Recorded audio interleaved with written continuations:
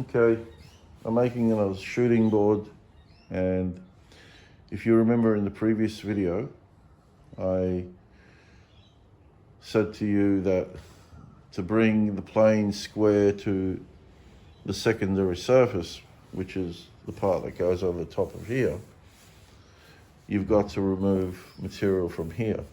And that's still the case, right? That's provided you didn't do that beforehand. So you glue the top on, and then you go, oh shoot, I forgot to check to see if it's square. And 9 times out of 10, you'll see that it's not. And that's just the nature of the wood, you know, it moves.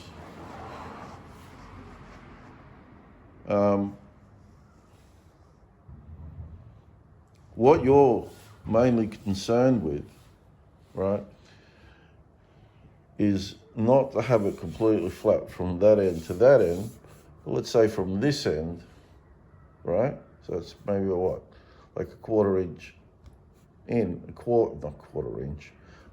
in, let's say from that end to that end, right? But you're gonna still playing, you know, right across. But that's really your main interest is here.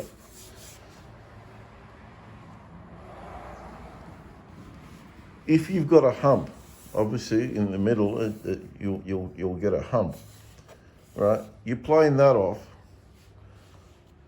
and you bring the board flat, right? As such as you can see here, right? It's flat. When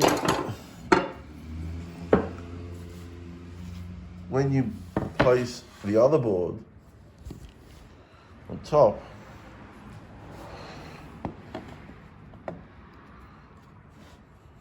you should get something like this. Now that is an illusion. Yes, it is. It's an illusion. It really is. That really is butted up to there, right? But it doesn't mean that it's square. But in this case, it is. So you can see that that is square all the way around. And I also like to bring up my number 7.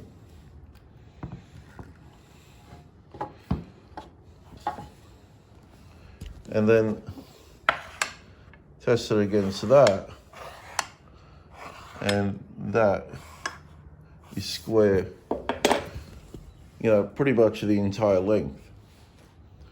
But I mentioned to you that this needs to be square, right?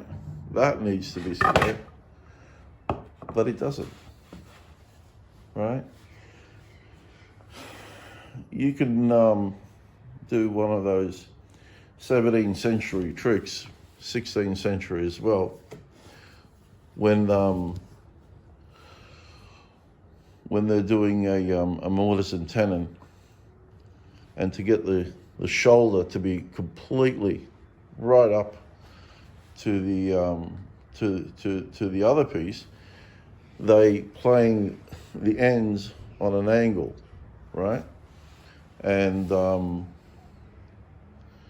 so their idea is, which is still the same idea today, that there's no gluing surface here, which is on the end grain.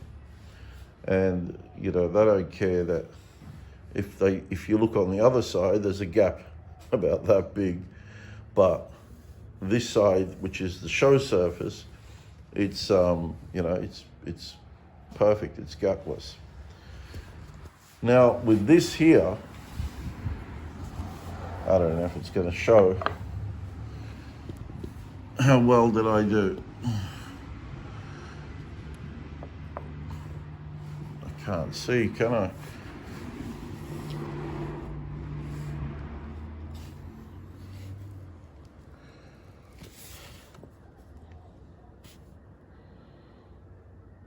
Yeah. Okay, let's see, that's not entirely square. But it seems like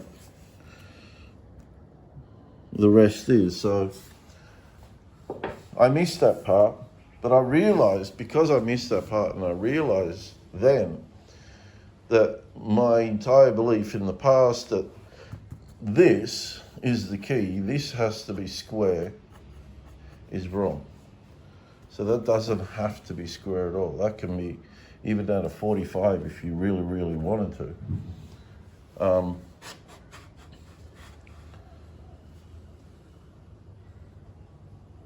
But you don't really, really want to. What's important is that this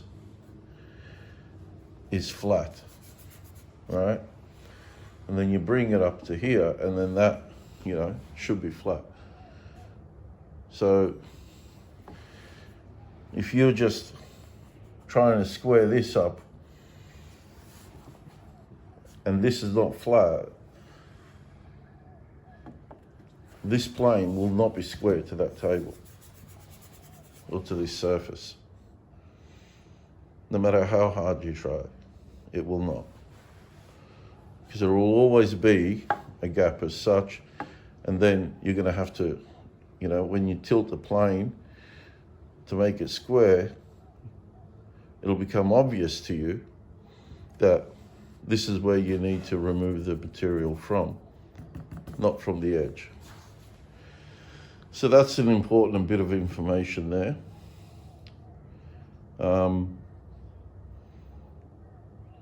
Yes, MDF is flat, and plywood. I don't know, I've never seen good plywood in Australia. I've never seen good plywood in Australia. I don't know who would sell really good plywood in Australia. I've seen the stuff that's advertised in the US, and according to like fine woodworking and poplar, they say the 5-layer ply, this and that, this is really, really good, this is high quality stuff. And everything looks good in the magazines, but, cameras can make you, is a bit deceitful. So, I'm certain there is good plywood, but I haven't seen any in Australia. So I just use this, just as real wood. It was good enough for the old timers, it's good enough for us. All right, that's it. That's all I wanted to say. Thanks for watching.